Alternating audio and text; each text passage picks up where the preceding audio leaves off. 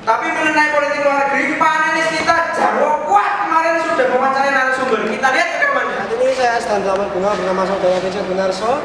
Menurut Anda apakah politik luar negeri itu?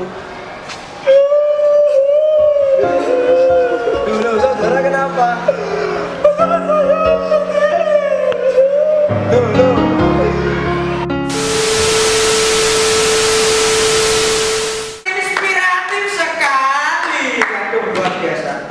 Sekarang tentang tujuan politik luar negeri mencuci Anda.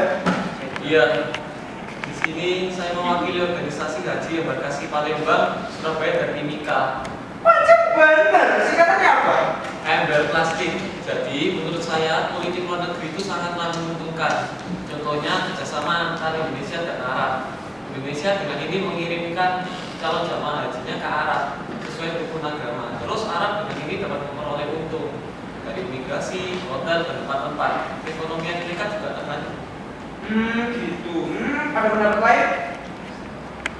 Saya Pak, dari posisi petani buah naga, singkat astaga.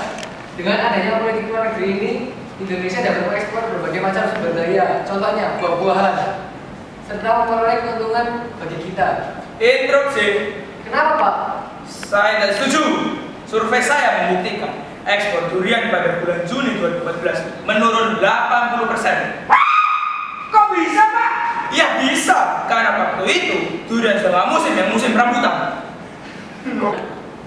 Komentator mungkin mau menambahkan? Ya, menurut saya politik luar negeri itu penting, apalagi di bagian sistem pertahanan dan keamanan.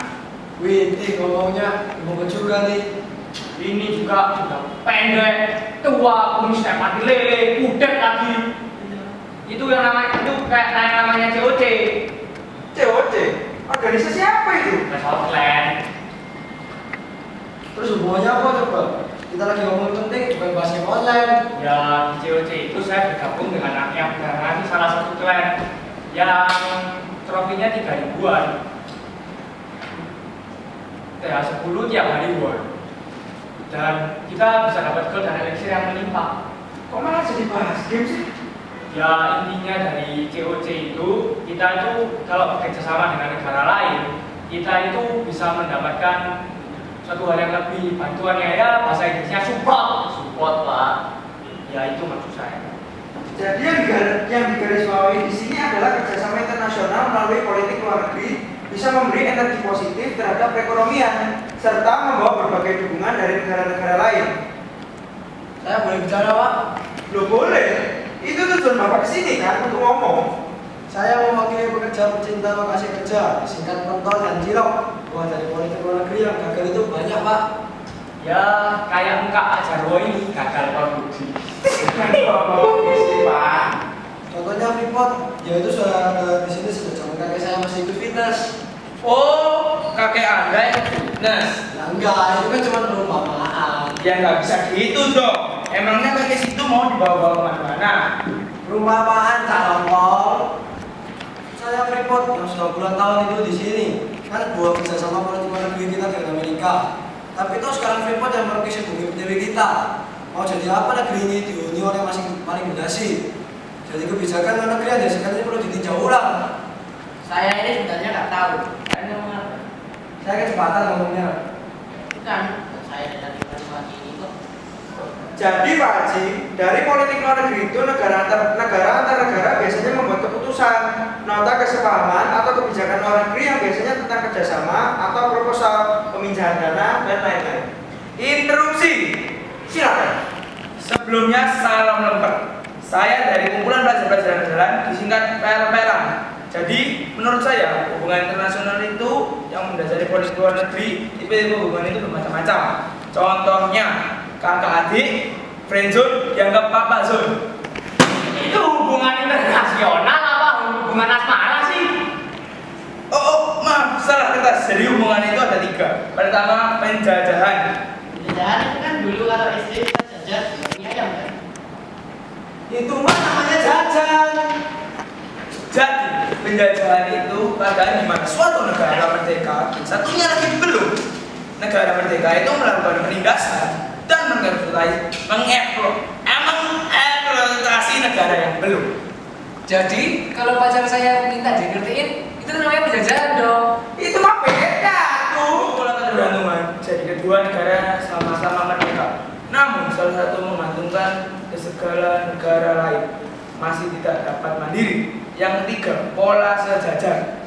Jadi kedua negara sama-sama merdeka dan sama-sama saling melengkapi kekurangannya. Gitu. Walah gitu. Saya Pak jawab lagi. Gimana menurut Anda hal-hal yang membentuk kebijakan luar negeri? Ya, menurut saya itu ada faktornya. Contohnya kepentingan nasional. Kepentingan nasional ini dilihat dari kebutuhan negara terhadap negara lain. Tapi kalau dia dari segi manapun nih, muka Pak Jarwo ini bikin mata sepet. Tolong jangan bawa fisik Pak. Misalnya untuk ekspor impor, mengejar target penerimaan devisa, negara itu juga memperhitungkan tujuannya, diperlukan atau tidak ya kebijakan luar negeri. Dan yang seperti komen bilang tadi, politik luar negeri itu mengaruhi juga dengan kekuatan nasional. Ada peribahasa tertulis, ada gula, ada gajah. Ada gula, ada semut. Anda salah. Ada gula, ada gajah. Loh, ya itu yang saya mau tanya. Kok bisa ada bilang ada gula, ada semut?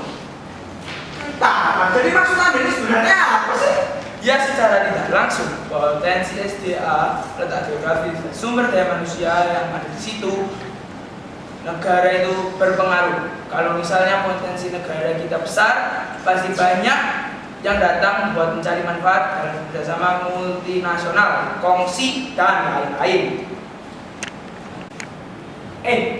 Kita ngomong-ngomong dari tadi ini kita nggak disuguhi konsumsi atau apa ini? Iya, masa dari hati cuma suguhi kelas.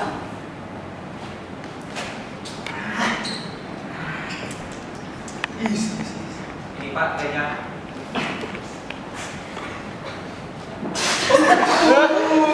Mampus. Berarti Pak, Ini pres apanya nih? Ini teh apa? Air comberan. masih baru itu Pak, baru 2 minggu dari kulkas Pak. Kang Hedi pecat. Yang terakhir, politik luar negeri ini juga ditentukan oleh idealisme pemimpin seperti desa saya. Bentar, kok malah jadi ngomongin kades Anda? Kakek saya itu terbukti sering mengunjungi desa sebelah. Setiap malam Jumat, malam Minggu, malam Sabtu selalu aja selawan di desa sebelah. Kades Anda, melakukan transaksi apa Pak dengan desa sebelah? Kerjasama tani, koperasi. Ya enggak lah. Wong dia ke desa untuk nunggu mertuanya. Lah itu sebenarnya apa? Ya maksud saya itu tipe pemimpin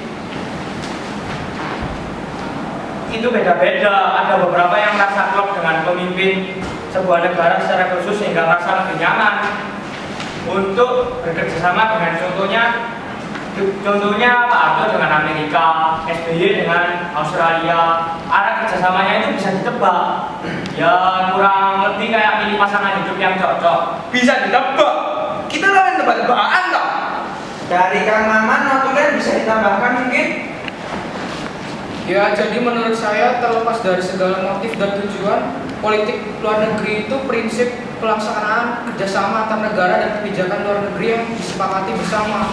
Dan tentu harus dihindari dari kepentingan politik, golongan, tapi dirumuskan untuk kepentingan bersama.